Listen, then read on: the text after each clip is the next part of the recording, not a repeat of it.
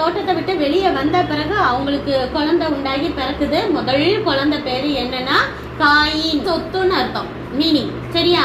அப்போ ஏவாள் என்ன அந்த குழந்தை பிறக்கணும்னு நினைக்கிறான்னா, கர்த்தரால எனக்கு ஒரு குழந்தை பிறந்துருச்சு அப்படின்னு நினைச்சிட்டு கர்த்தருக்கு நன்றி சொல்றா.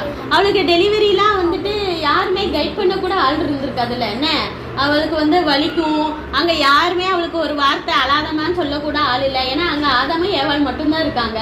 ஆதாமுக்கு ஒரு இது தெரியாது அவ்வளவா, என்ன செய்யணும் அந்த நேரத்துல தெரியாது.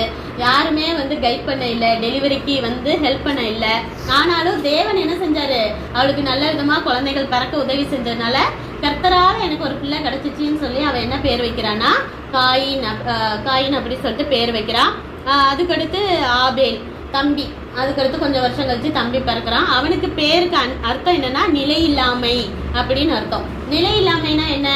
இப்போ நிலைச்சிருக்கிறதுனா என்னைக்குமே இருக்கிறதுன்னு அர்த்தம். நிலையில்லாமைனா என்ன? டெம்பரவரி ஆனதுன்னு அர்த்தம்.